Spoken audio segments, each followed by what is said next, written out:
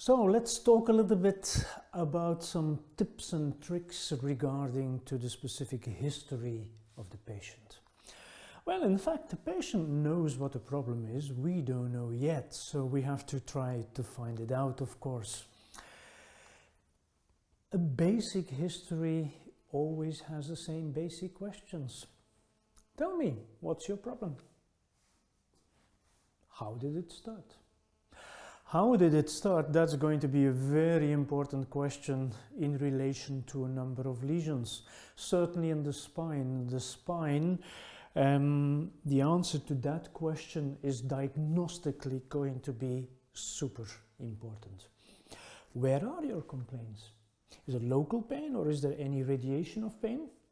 Remember, we talked about the rules of referred pain in another film section.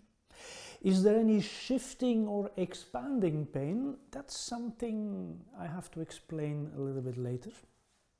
Is there any centralization of symptoms? Certainly also in the spine, this is going to be super important. Centralization of symptoms is a very important favorable sign. Whatever the patient was doing, whatever you were doing as a therapist, and you create centralization, then please continue whatever you were doing. Since when do you have problems? Well, of course, I not only want to know if the problem is an acute problem, a subacute problem, or a chronic problem, but sometimes I also get some very interesting additional information. I'll give you one example. A real sciatica. A lateral disc protrusion with pressure against the nerve root in the lumbar spine has a kind of spontaneous evolution. That means when you don't do anything, no treatment whatsoever, in about 8 to 12 months, this protrusion resorbs, disappears, and the symptoms disappear. So without treatment, the patient is okay in about 1 year time. And what is the interesting part?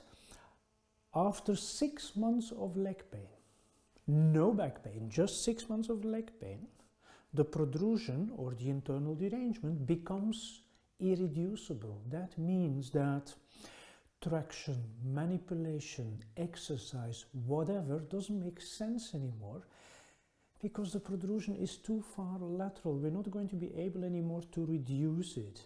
So the only thing we can do then is just prophylactic information and perhaps acting on the pain, and that's it. But in an average time frame of about 7-8 months, sciaticas disappear.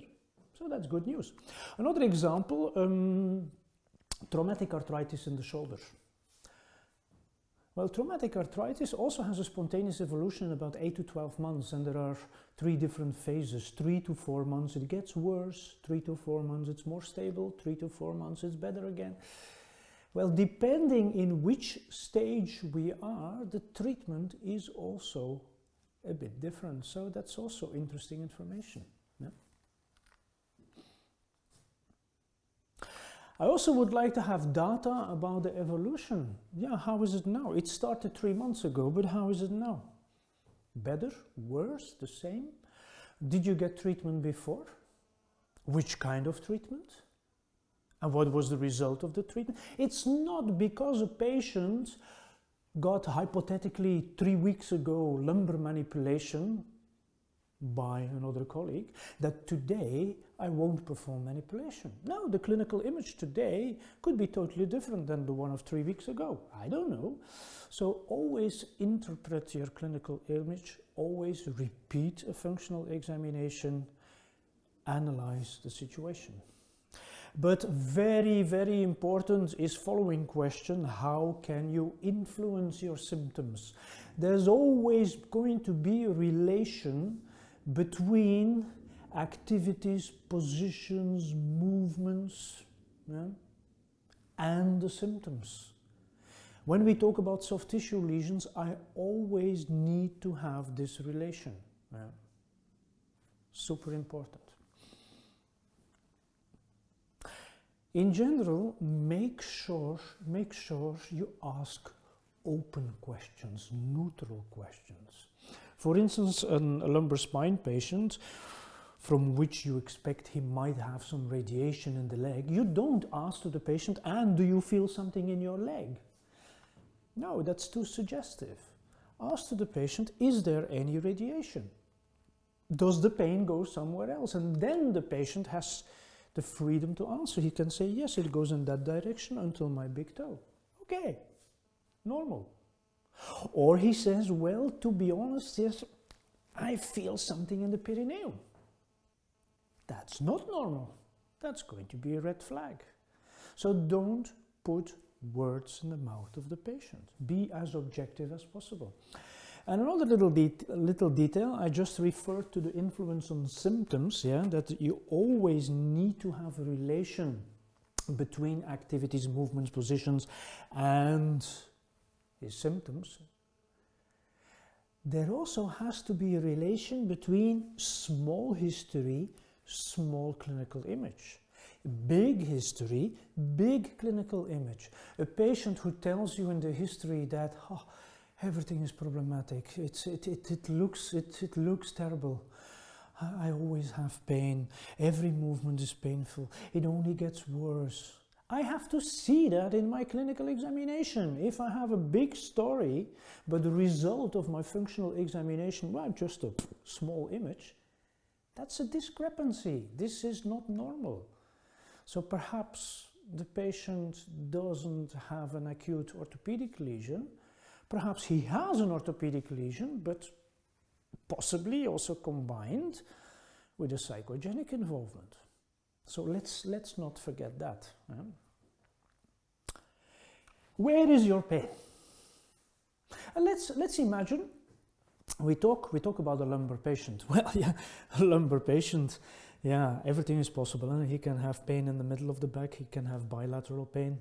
He can have unilateral pain. He could have pain more in this direction. All options are open. But one major important rule: unilateral structures only cause unilateral pain.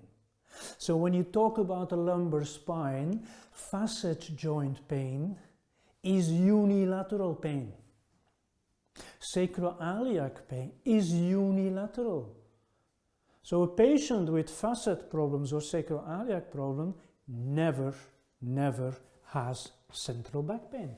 That's anatomically impossible. So keep that in mind. But let's imagine a patient comes to you and says, yeah, I have unilateral paravertebral pain. And then you palpate over there and he also says pain.